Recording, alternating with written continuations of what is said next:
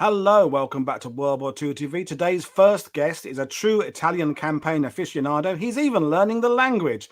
James Holland wrote about 1943 in the excellent Savage Storm, but what about 1944, the Anzio beachhead, the breakout for Rome?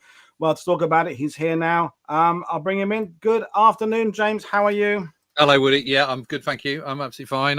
You're right. I'm absolutely immersed in all this at the moment. So, Well, the recurring theme, Peter Hart, Alex Kershaw, Brad St. Clair, has kind of been the Italian campaign a little bit muddy, a little bit complicated to assess. What quite is Mark Clark up to? We look at it with hindsight. What's your take on kind of the end of 1943 and the Fifth Army and progress? well, I think Fifth Army have done really, really well, actually. It's a formidable task that they've got, trying to get through, from the Volturno line in the middle of October all the way through and breaking through the winter line, the Bernhard line. And one has to see that this, the Bernhard line followed by the Gustav line, this is like a sort of double lock on a safe. And it's incredibly difficult terrain, and it's raining 50% of the time from the beginning of October to the 31st of December.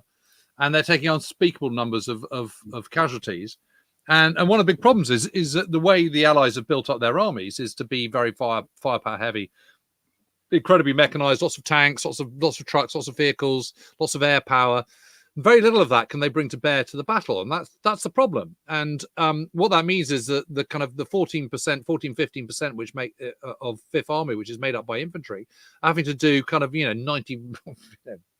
Well, they're having to do 100% pretty much of the coal face, and a fairly sizable chunk of the actual kind of combat involved, and you're expecting a lot, and it means that the amount of air power you can bring to bear is minimal because it's tempest cloud, it's raining all the time. Down in the valleys where you can actually traditionally move freely, you can't, because it's just a quagmire of mud, and that's because Italian roads are not designed for 3,000 vehicles that make up a single infantry battalion division rather than the numbers that they've got. And what they end up doing, rather than using their preponderance of mechanization and global reach and all the rest of it, is slogging up these mountains on their own 2 feet and with the help of mules, which is kind of wasn't part of the deal at all. So the fact that they're besting the Germans, who in terms of number of divisions have got a greater number than the Allies are able to bring to bear, and actually in terms of manpower aren't really far off it when the battles for the winter line start off it. I mean, there's most of those divisions haven't been reduced to kind of 2 regiment divisions at this point. So, it's a hell of a tough slog. And the fact that they have actually broken through the winter line, the Bernhard line, by the end of, middle of December, 17th of December, is good effort. I mean, if there's failings in the Italian campaign, and clearly things aren't going 100% according to plan, then that is not the fault of the army commanders or even the army group commander or the guys on the ground being too slow or whatever, or lacking grip, as Brooke likes to call it. It is the fault of the combined chiefs of staff for backing a campaign on spurious intelligence with wishful thinking and without the assault shipping or larger shipping to do the job with the kind of guarantees of success, which is the byword of launching any Allied operation by this stage of the war. And the truth is Italy is playing second fiddle to Operation Overlord, which, although is still 6 months away, is the priority, and it's getting the priority of resources and everything. And on top of that, you've got a truly global war by the end of 1943, in which the Americans have upped the game in the Pacific. There's also a fairly hefty battle going on or about to restart in the Arakan in Burma, and will subsequently on the Burma front up in around Imphal and Kohima, which is actually in India. You've also got supplying of the Chinese nationalists, and you've got supplying of the Soviet Union, and you've got preparations for Overlord. And in terms of strategic pecking order, Italy's at the bottom of the rung. But that's not the fault of the people in Italy. That's the fault of the chiefs of staff. So would you say that, in a sense, Mark Clark is fighting with one arm tied behind his back? Because even before he went line, people are kind of starting to kind of pile on the Mark Clark, and I see where it's coming from. But does that make sense? Yeah, completely. I mean, that is okay. I mean, he gets an unbelievably short straw when he's given Avalanche. I mean, if you pull it off, then you get the plaudits, and he does pull it off. But you know, when Alexander took over as commander-in-chief of the Middle East in August 1942, and then Monte came out in a little while later, as a few days later, as his Eighth Army commander, it was Alexander who said there will be no more reverses. You know, we're not having ding dong back and forth across the desert anymore. And what we're going to do is we're going to use our material strength. We're going to build up and build up and build up, so that when we do attack, the chances of us having to fight over the same ground twice is absolutely minimal, and that we're definitely going to win just by weight of material. That's incredibly sensible. It's incredibly sensible to use vast amounts of firepower, so that your infantry aren't exposed and don't get killed in vast numbers, and you don't have a repeat of the First World War. That's the whole point. And that is very much the mantra, and it's a winning mantra. It's winning in North Africa and Tunisia. It wins them the battle in Sicily. The problem with by the time you go into Italy, there's very good reasons for going into Italy in the first place. Get Italy out of the war once and for all, draw off German troops from particularly the Western Front, but also the Eastern Front, and also crucially get the Foggia airfields, which is also part of the Overlord plan, because that's what's going to enable you to further tighten the strategic air noose around Nazi Germany, and then get Rome, which just has a sort of psychological advantage, but no sort of necessary military advantage. Those are the four reasons for going into Italy, and three of them are extremely good reasons, and the fourth one is, you know, an acceptable reason, which is the going to Rome bit. The problem is that having got to the Foggia airfields and having invested what is initially going to be 6 bomb groups, but then enlarged to 21 bomb groups, that comes with a hell of a lot of material commitment, you know, in terms of ground crews, tents, rations, ammunition, fuel, bombs, blah, blah, blah. And if you're going to go to all that effort to put 21 bomb groups in southern Italy, you've got to make sure you're not counterattacked and you lose it again. So the acceptance is that you need a cushion, and that cushion needs to be at least 50 miles north of Rome. And actually, that's reasonable. So you're now committed to Italy, and you can't really back down because you've got other strategic reasons for being there. And the big one that affects Italy over and over and over again is the tyranny of Overlord. Overlord, the cross-channel invasion, is the number one priority, and that gets the priority of resources and gets priority of everything. And so Italy becomes a kind of sort of patsy to Operation Overlord. And, you know, the whole point of getting the Foggia airfields is so that we can further hit Luftwaffe aircraft factories, so that we can secure air superiority over a whole swathe of Northwest Europe before D-Day happens. That's, you know, without that, no one's going to be crossing the channel. But unfortunately, while it's incredibly convenient that the industrial heartland is very well placed on the western edge of Germany, which is very easy to get to from East Anglia or Lincolnshire, most of the aircraft factories aren't. They're further inside. They're deep in the Reich. A lot of them are in the south, in Austria, and, you know, Wiener Neustadt and Regensburg and these sort of places, and Augsburg. And it's much easier for them to be reached by heavy bombers operating out of southern Italy than it is from East Anglia and the Lincolnshire. So there's very good reasons for going in, but if you don't back it properly with decent amounts of shipping and a decent amount of supplies, your troops are going to be caught short, and that's exactly what happens. And frankly, when you look at the terrain, you look at the appalling winter and the conditions in which they're expected to fight, and you look at the fact that the Germans have got a superiority in number of divisions that they can bring to bear in the main battlefront, it's a miracle that the Americans get through the winter line at all, and very much to the credit of Clark that they do. You know, so you know, I would say he's had 3 ticks out of 3, because in 1943, he's landed in Salerno. That's been a great success. Yes, he's got across the Volturno with minimum amount of fuss, and C, he's managed to get through the winter line. It's cost them 30,000 casualties, which is 2 entire divisions, incidentally, in terms of casualties.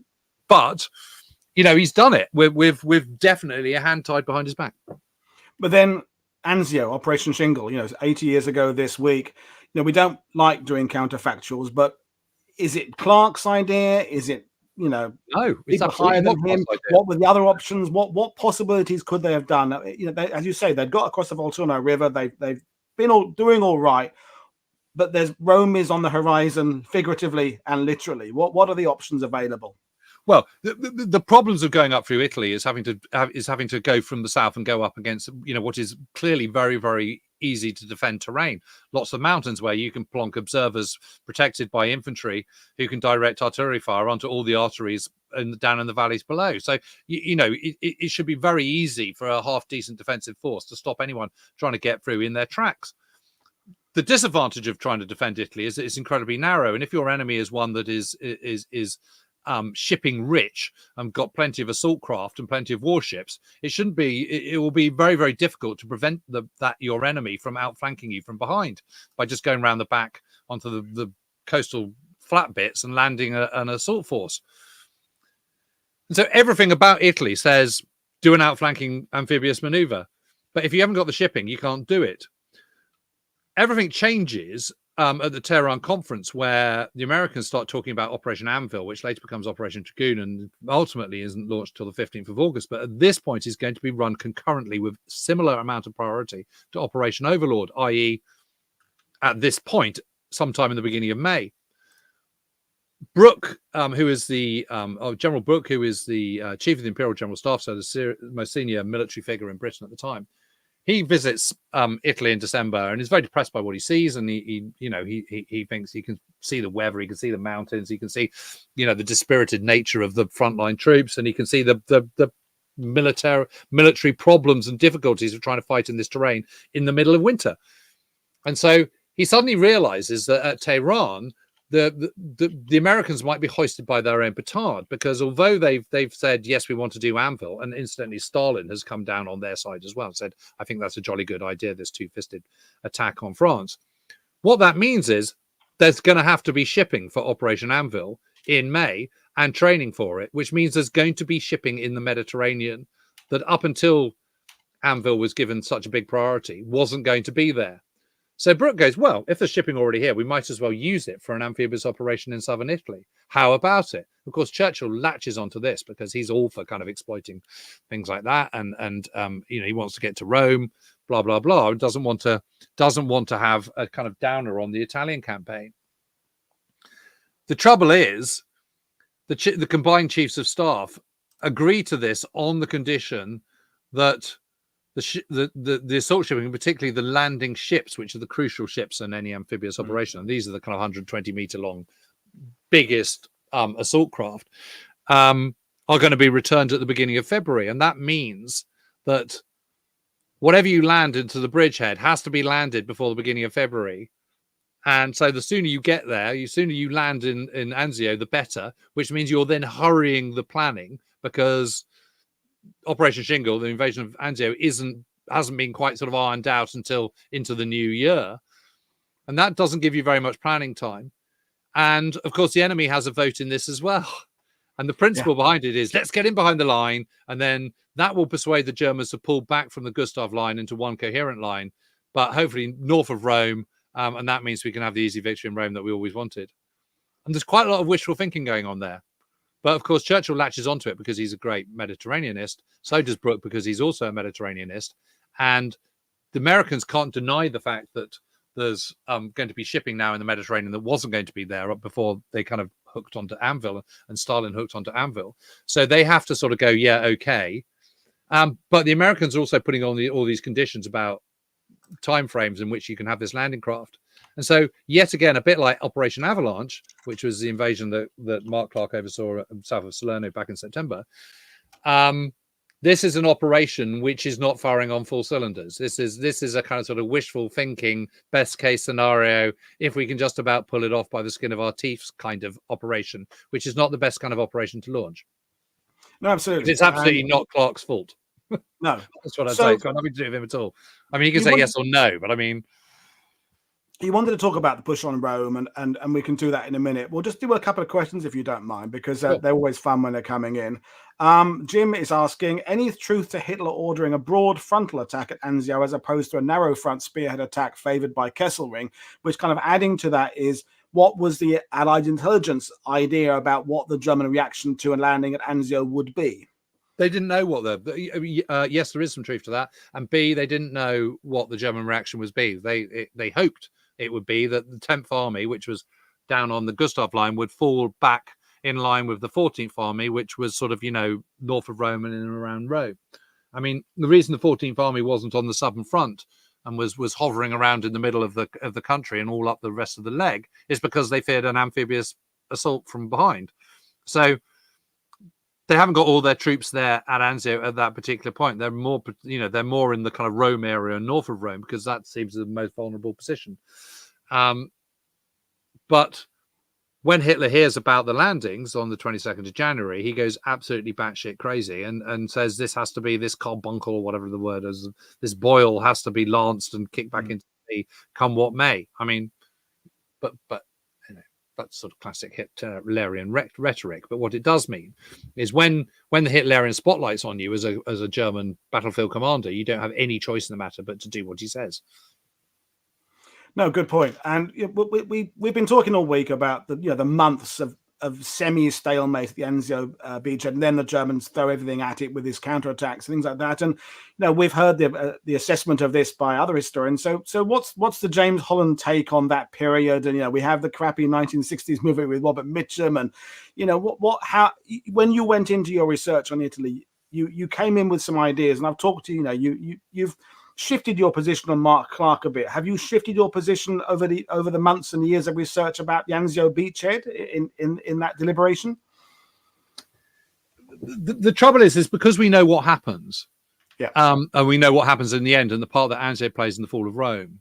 It's hard not to argue that Anzio was probably the right call, because it grinds down vast numbers of the 14th Army. I mean, the losses in 14th Army trying to push the bridgehead back into the sea are astonishing. And I mean, let's not get too beaten up on the kind of failures of Anzio from an Allied point of view. I mean, let's also consider the failures of Anzio from a German point of view. Hitler is screaming at him, saying this has to be this awful thing has to be pushed back into the sea. We have to win. This is a great victory. And there's no question that the Germans see this as a fantastic opportunity to show the world that they can, they can still kind of reverse the fortunes of the Allies, which seem to be kind of, all conquering everywhere they go. I mean, there is a massive opportunity for the Germans here if they can get it right. The truth is they don't get it right, and the defense is incredibly stoic and heroic, and they, there's some close shaves and stuff south of the factory. Yeah, exactly, that particular one, Operation Fish Fang,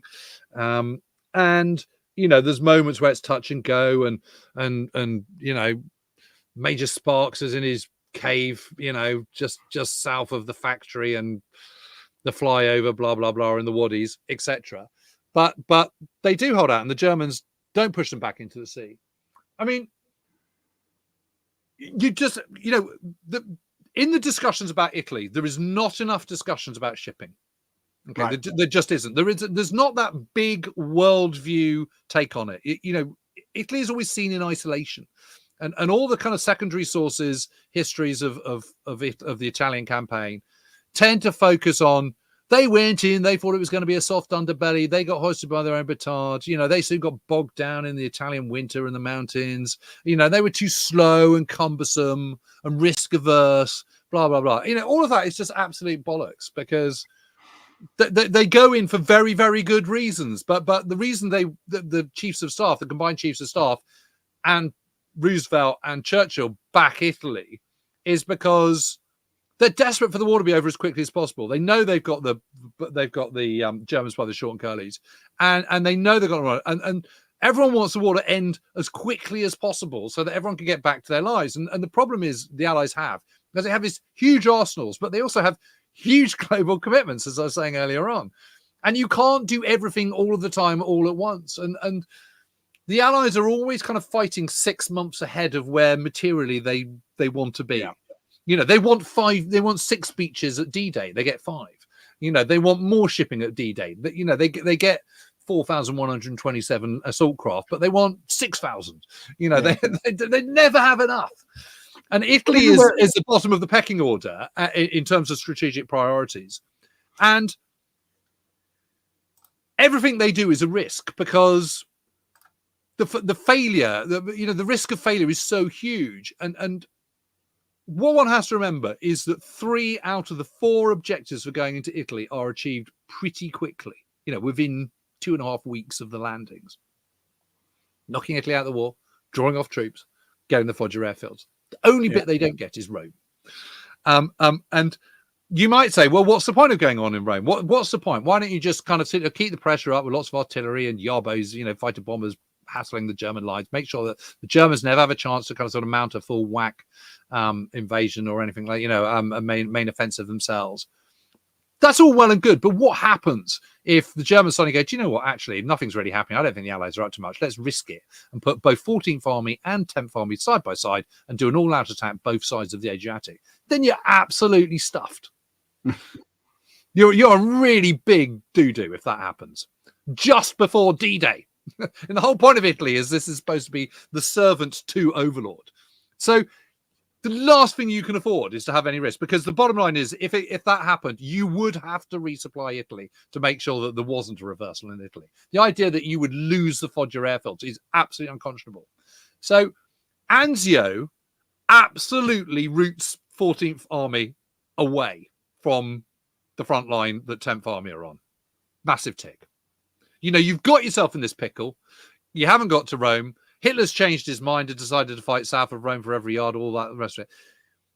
This is degrading for all the kind of awfulness it is for the Allies. This is also degrading German troops to an absolutely astonishing level. And the management of the infantry divisions at the front line, whether it be 10th Army against the Gustav line or whether it be the 14th Army against the Anzio bridgehead, is absolutely appalling. I mean, it is, you know, the rule of thumb within the Allies, certainly in Northwest Europe, is that when you have when your unit, whether it be a battalion or a division or whatever it might be, a brigade loses 20%, you rotate it in with someone who's not that down. In Italy, that is more like 60 to 40% losses for Allies. It's 80% losses for Germans. So you end up with companies which have got 15 men left still clinging to some bloody peak in, you know. Well, you've only got to look at that map there. You know, it is bonkers. And they're constantly taking from kind of, you know, very rarely do infantry divisions in the German armies fight coherently as one. So they've lost all their kind of unit cohesion. You know, all the, you know, it's absolutely hopeless. And if you really want to sort of just see a completely hopeless situation, the Americans have got, and British of Fifth Army have got through the winter line by the 17th of December 1943. The Germans, instead of falling back to the Gustav line, then hold a kind of sort of middle area of sort of hills like sort of Monte Trocchio and Monte Porcia and places like this in the middle. Whereas, but by that point, the Americans have now got their observers on the top of the mountain looking down at them. What happens? They get slaughtered. You know, and the instructions from von Vietinghoff, who is the 10th Army commander, to his subordinate units are just hold out for as long as you can. I mean, you know, don't have massive casualties. And when you have massive casualties, pull back to the next bit. So everyone goes, okay, that's great, fine. So they're getting shelled to hell. Then the Americans attack. They're then stuck there because they can't extricate themselves. And they go, can we pull back now? And they go, oh, no, I think you need to hang on for another couple of days. We're not ready for you yet. Net result, they get slaughtered.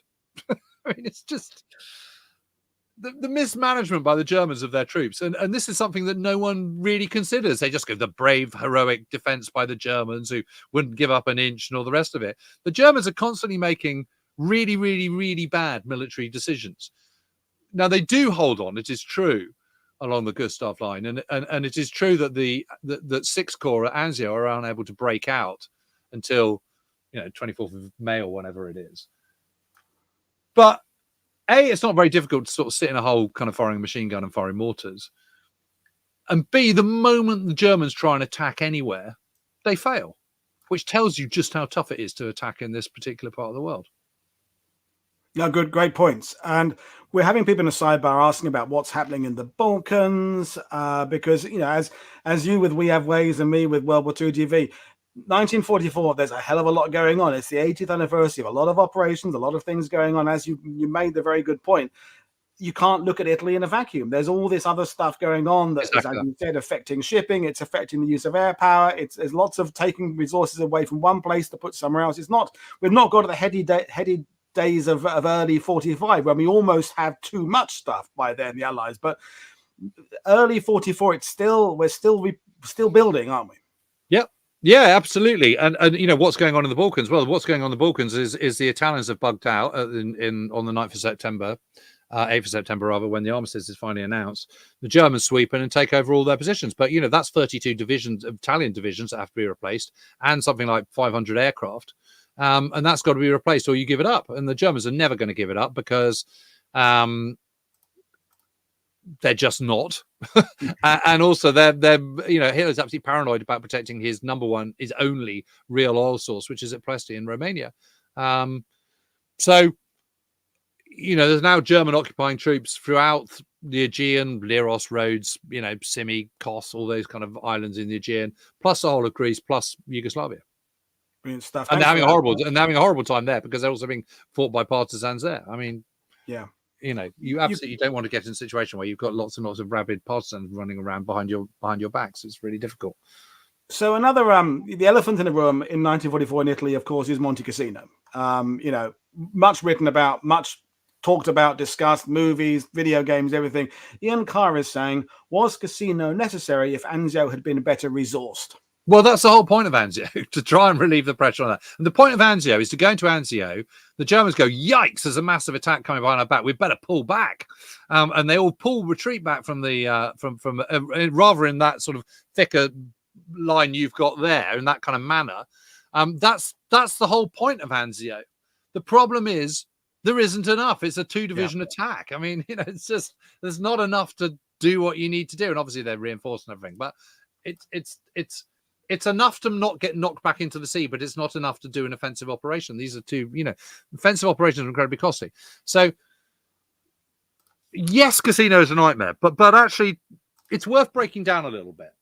Okay, because first of all, the 1st of January, they're not actually at Cassino. They're trying to pull up to the Gustav line. So you've got these battles of sort of taking Trocchio and Montemagno and Porcia and all the rest of it, and moving up to the Garigliano, which is what the Rapido River Rapido flows into. So that's the first bit. Then you've got the first attempt to kind of break the Gustav line. Well, that's the crossing of the Rapido and the Garigliano by 10 Corps, 46th Division, and by obviously the Texan Division, you know, infamously, which doesn't go right. Then you've got the attack by the French Expeditionary Corps, the FEC, on Monte Abate and Monte El Belvedere, which is north of Cassino, and that makes, you know, quite good strides. The first Battle of Cassino is not until kind of back end of January, and actually the American Red Bulls actually get half of it. I mean, you know, they get up off the valley, they get up onto the high ground. They actually do get 0.593, which is the key to the whole thing on the Monte Cassino Massive, a number of times, like 14 times, and they're constantly knocked back. And they run out of steam very badly by the 12th of February.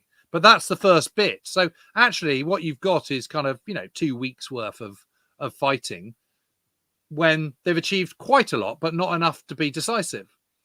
Then you have the second battle, which follows straight on, which only lasts a few days. And that's from the kind of, you know, 15th to the 19th of February. And that's the bit where the monastery gets bombed, etc. Yeah. Then there's a massive pause. It's just kind of, you know, attritional kind of standoffs and mortars and artillery fire and the rest of it, but there isn't actually an offensive by either side. Then there's the attack by the New Zealand Corps in the Cassino town, which goes from the 15th to the 23rd of March. That's another week. So that's it. I mean, you know, you're looking at sort of 3.5 weeks fighting in total until Operation Diadem, which is launched on the night of the 11th of May. And that's a complete success. So yeah, it does need qualifying. I mean, it's not like they are fighting constantly, trying to batter their way against a brick wall for kind of 5 months solid. I mean, it is and it isn't. Do you see what I mean? I mean, you know, they are there, they're holding the line, they are exchanging fire, but what you would call the main actual offensive actions are comparatively few and far between.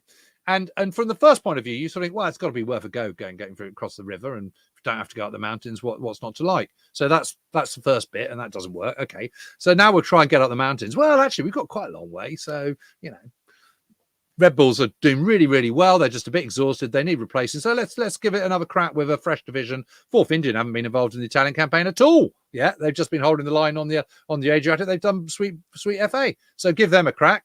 Fresh legs might do it. Worth a shout. I mean, I'm being glib, but it's kind of that kind of thinking.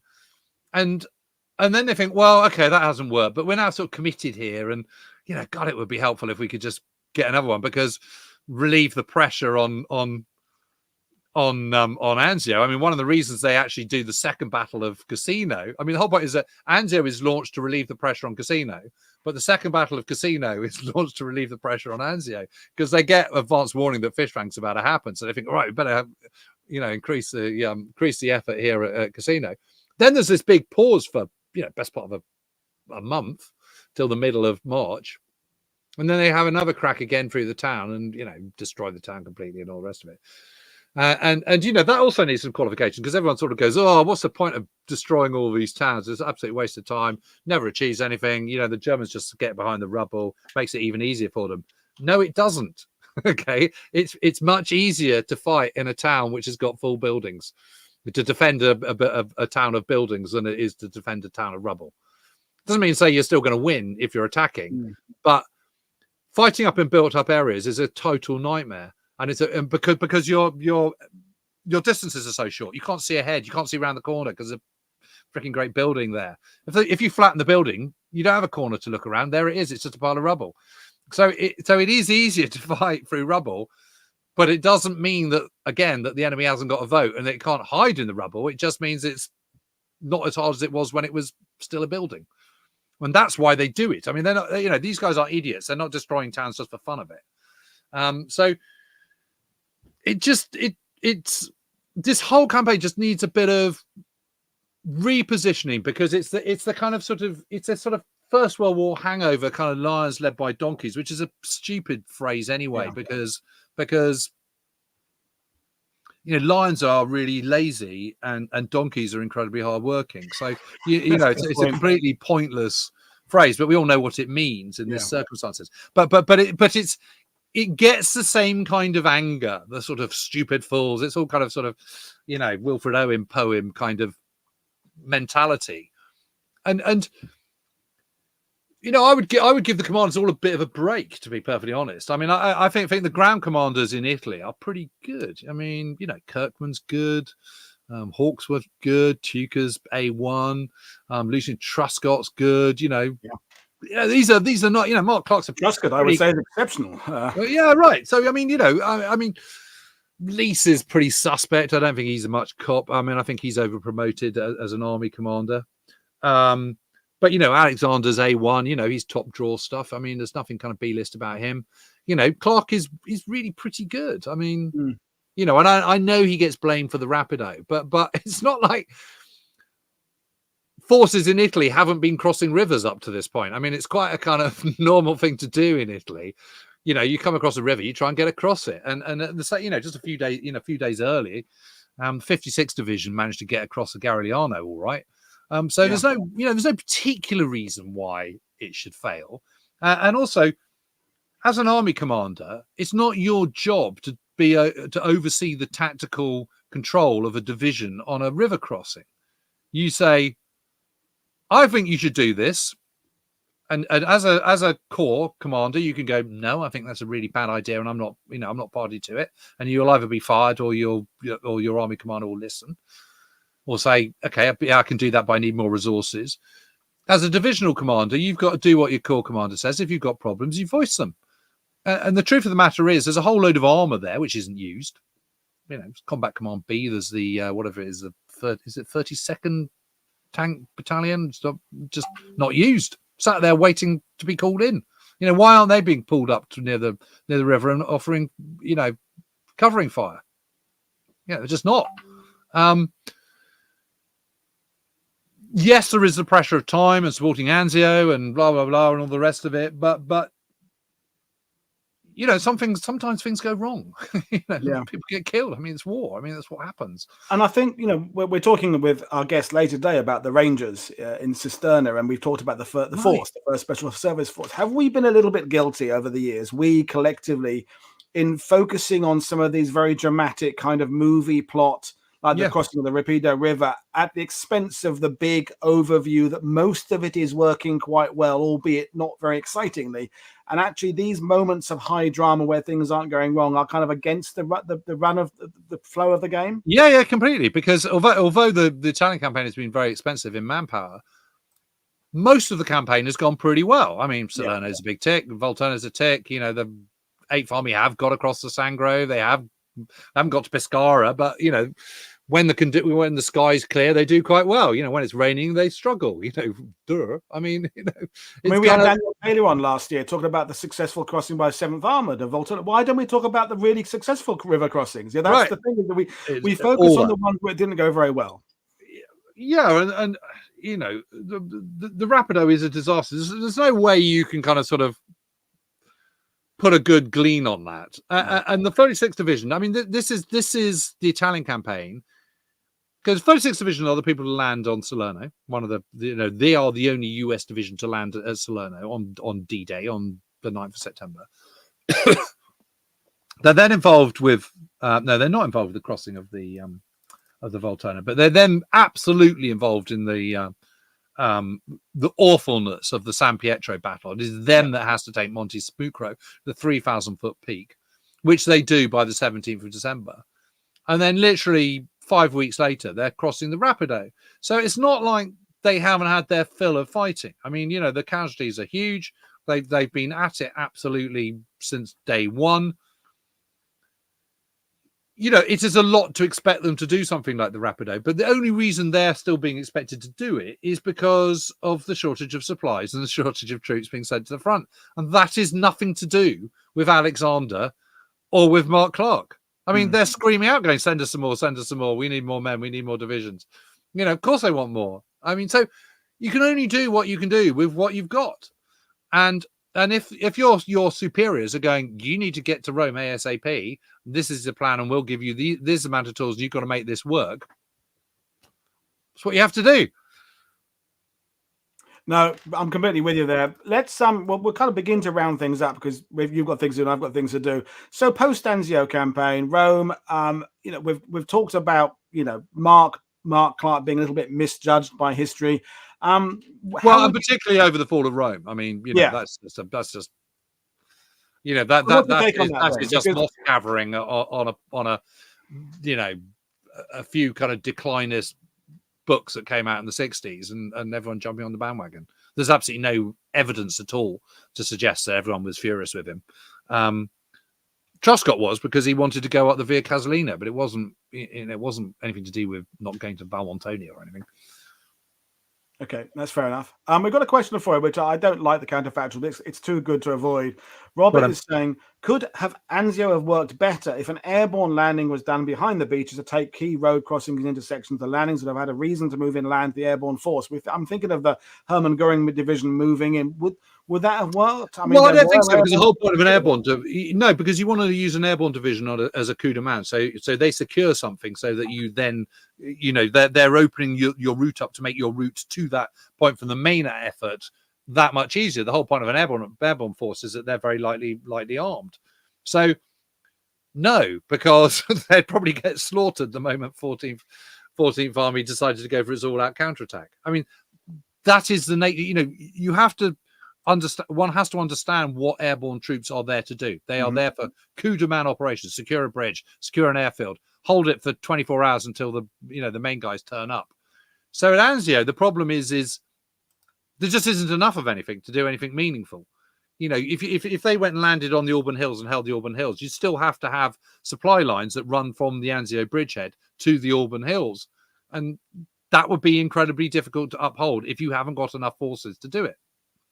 No, that's a good point. I mean, it brings us back to that beachhead and what you said earlier on about the lack of support for it, because as a self-confessed Normandy guy, the fact is the Normandy beachhead had a huge amount of resources behind it for weeks and weeks after the campaign, in the air, on the sea, and it was the focus of people's attention. As you said, when you get beyond kind of February in Italy, no one's really thinking about the Anzio beachhead except the poor sons of bitches sitting in it being shelled all the time. Yeah.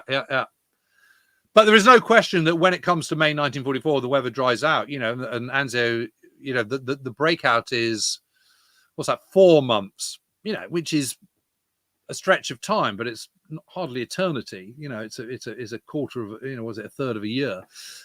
When they do break out, Rome is a easier prize than it would have been had there not been Sixth Corps already there. Yeah. And you love talking about the losses of the German forces and the defending forces. And that's the thing, is that a la Normandy, when they do break out towards Rome, as you made the point earlier, there's a hell of a lot less Germans there in the way than there would have been, because they've been bashing themselves against the beachhead for the last 4 months. So, yes, as you said, Allies have been incurring losses. But again, reiterating what you said, the Germans have also been hemorrhaging. Yeah, hemorrhaging. Exactly. And the battle plan for Operation Diadem, which is the Battle for Rome, launched in May, is to destroy the 10th Army.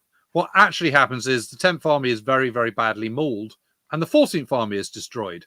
The 14th Army isn't, destroying 14th Army is not even in the picture of the battle plan in the beginning of May.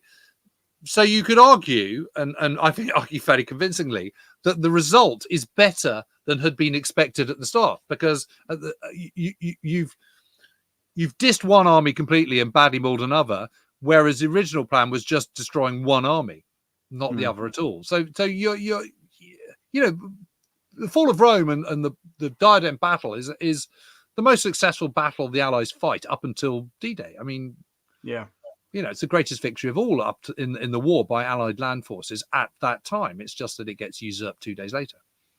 So we've talked about Clark. Thomas in the sidebar saying, what about Kesselring? He's saying Kesselring is the man of the match. Oh, he's absolutely just an absolute piece of work. And I think he's absolutely rubbish. I think he's a good diplomat. He's a good desk waller. He's a good man at the top. He's a good organizer, but he's not a battlefield commander. And unfortunately, too many times, I mean, the problem with Kesselring is Kesselring chucks all his eggs in one basket at Salerno, which is a catastrophic error. Because his plan at Salerno is kick the pesky Fifth Army back into the sea, then turn back, sort out Eighth Army, and we'll reconquer the whole of southern Italy, and we'll instigate this huge reverse for the Allies. So to make sure that happens, he chucks all his eggs in one basket at Salerno, leaving the southeast of Italy fatally under-defended. What happens is he doesn't prevail at Salerno, and the Allies have landed through the back door and taken Foggia just like that, and there's no comeback from that, and that's the problem. But Hitler, being Hitler, thinks, oh, that was impressive, even though it was a complete failure, and says, right, from now on, we're going to fight for every yard, and sacks off Rommel to go to Normandy instead, because Rommel was the Army Group C, Army Group B commander in the north of Italy, and Kesselring becomes overall head honcho. And suddenly he's got this terrible job on his hand, which is making sure that the Germans don't give an inch, even though they're hemorrhaging men, and even though there's no point because they've already given up Foggia. So you're not a big fan of Kesselring, but are there any aces the Germans have in terms of divisional commanders, corps commanders that you think are worth mentioning? I mean, yes, indeed. I mean, Heydrich, who's the commander of the first Panzer, he's pretty good. Bader, who is the 19th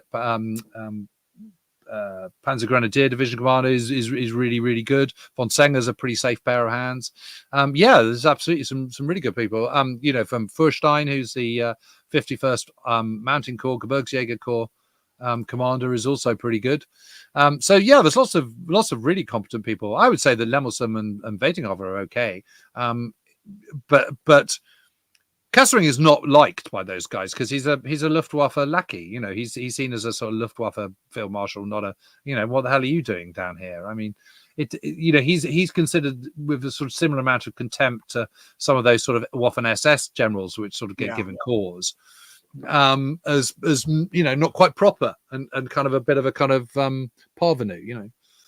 We've got to and also he runs Italy with an absolutely he's absolutely brutal. We can't in the Iron Fist, which he deals with partisans and civilians and stuff. There are other stories of Rome. The atrocities there are all part of the story as well. Request to talk about Alexander a bit more, because Alexander comes up in pretty much every campaign in World War II, but I feel he's always got a bridesmaid rather than a bride. Unfortunately, what's your verdict on Alexander? I think you're a bit of a fan, aren't you? I'm a massive fan of Alexander. I think he's masterful. I think he has such a hard task on his hands, trying to kind of make sense of this campaign, which is so under-resourced, and where the expectations from your superiors are so high.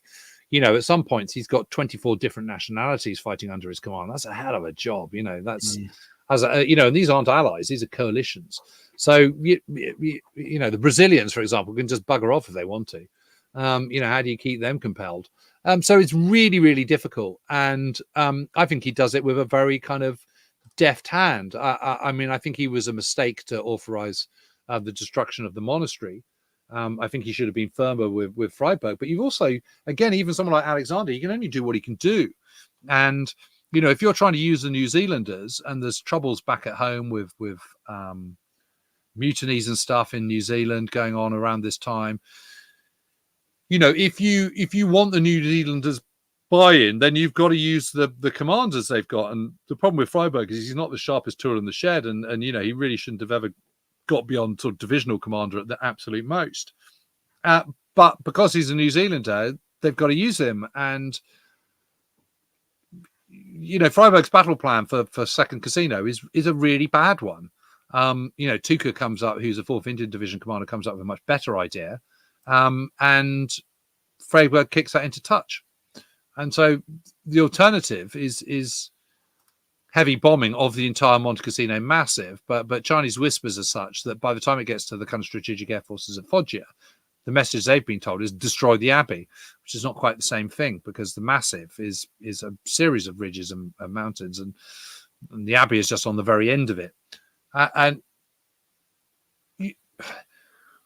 Clark and Grunter, who is his chief of staff, are both saying in advance of the bombing of the Monte Cassino, this is a mistake, we shouldn't do it.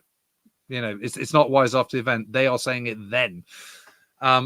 But Alexander is one of those people who says, no, you have your core commanders and your army commanders, and you have to go with what they say to a certain extent. They're the guys on the ground and they know their men, and you have to trust their judgment. And if it doesn't go well, then they have to take the people below you have to take the consequences, but you've got to back the guys that you've got. And that would be his way of looking at it.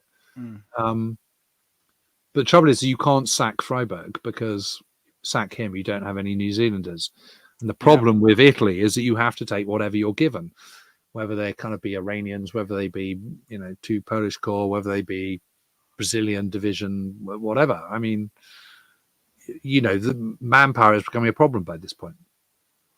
No, definitely. So we'll move things off. I mean, in terms of you and your research and writing, once you get beyond Rome, and you've got to put the map up there, so from January to the following January, does it get easier to write about as you go up the next part of Italy? Is it simpler to follow a single series of engagements, or is the earlier bit, when it's more complicated, more fun to research? Well, I mean, the first bit of research I did in Italy was the last bit. So from the last year of the war in Italy through to the very end. And, I found it endlessly fascinating. One of the reasons I found it fascinating, my start point, was was effectively the civil war that was going on and the partisan bands who were raging around in the north of Italy. I thought that was absolutely fascinating. So I did as much on that as I did on the actual kind of conventional fighting on the front. And it was a massive hardship going to Italy lots and researching it, and having to go to Florence and Bologna. It was a bitch. Terrible. What can you do? But you do cover that a lot. You cover the plight of the civilians in your writing, and yes, I do, and I have done it, and I always would. I mean, I always thought it was fascinating that you could read, you could read a sort of secondary source history of the Italian campaign, and you could be forgiven for thinking there weren't any Italians there at all. It's just the military. I mean, I always get my hackles rise when I'm referred to as a military historian. I'm not a military historian. I'm a historian of war, and there's a big difference, because wars always involve civilians, and I'm always fascinated by that and how people cope with it, and all the more fascinated at the moment because you're writing these books with a backdrop to what's going on in Gaza and of course in Ukraine, where civilians are absolutely caught up in the middle of it, as they always are whenever there's war and whenever there's sort of urban fighting, for example. So but I think there have been a lot of military histories of the Italian campaign, which, because they're military histories, are involved in the military bit of it and aren't really so interested in the kind of the civilian side of things. But the fact of the matter is, there's 40 million people in Italy in the 1940s.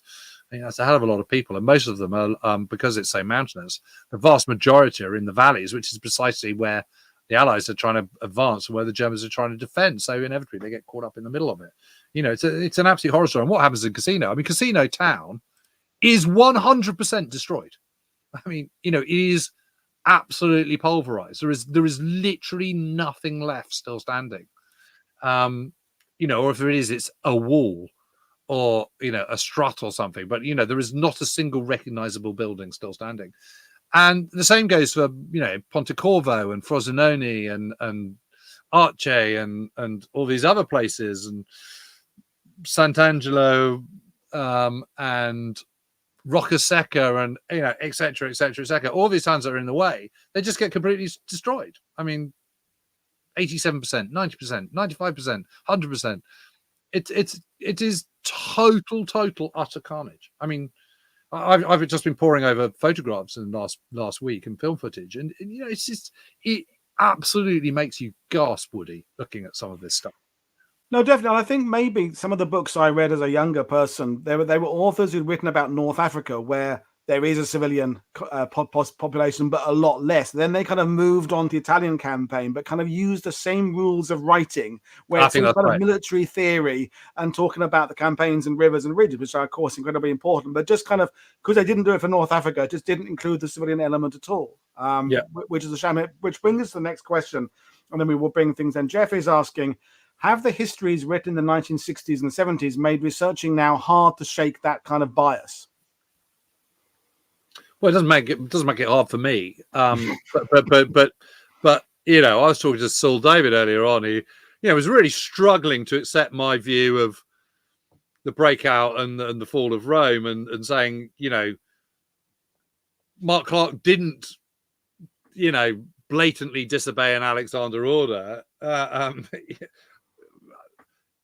You know, there's hard facts, and you know, but when things have a kind of, you know, it wasn't Saul that was questioning that. He was, you know, it was the similar sort of questions. I mean, it's very hard to shift perceptions, but you know, Woody, come on, you know, you and I have been doing this for quite a long time. You know, we tried to shift perceptions on Normandy and how it's viewed and all the rest of it, and I think we've made quite a lot of inroads on that front.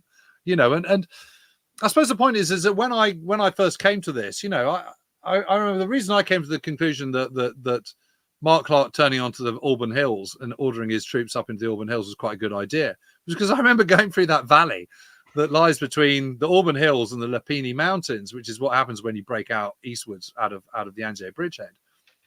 I was thinking, if I had all my troops down here in the valley and there was a whole German army on my left-hand flank, I think I would want to turn and face them too, rather than risk them, you know, pummeling me apart from the side. How many people, when they're writing about this, actually go out there? I mean, I don't know. I mean, maybe they do, but that was what prompted me to go, oh, okay, this actually requires a little bit of looking into here, and let's just have another look at this. And then you go back to the original sources, and you realize that from contemporary original sources, no one is criticizing Mark Clark for his decision except Lucien Truscott. And Lucien Truscott is criticizing him primarily because Clark is ordering a different approach to take on the 14th Army to the one that Truscott is approaching, suggesting. Well, we're back to that old cliche of how can you write about till you visited the battlefield? Something you talk about, PCA talks about, I think I talk about as well. And it's not essential, but that's added that whole extra level of understanding of, you know, it is ridges and rivers, but when you're there, you can kind of see it and get a sense of it. And so with Savage Storm, great reception to that. The next one, is it the next book? This 1944. Have you got another one in between? I forget where you are. No. Next one's Cassino 44. I'm writing at the moment. Yeah. Be out in September. And any other kind of earth-shattering revelations in your research? I know this has been an ongoing research for Italy for several years now, but anything that's kind of turned your thinking 180 at all, or caused you to not really. No, not really. I don't think so. I mean, you know, it's all the stuff that I've just been outlining. I think, you know, it's the point that you made actually, Woody, which is that you can't really look at Italy in isolation. You have to see it how it fits into that bigger picture by this stage of the war, because the war is a much bigger enterprise. You know, at Alamein, there's operations going on in the Pacific and there's operations going on in Southeast Asia, but not on a kind of scale that they've become by the beginning of 1944. It is.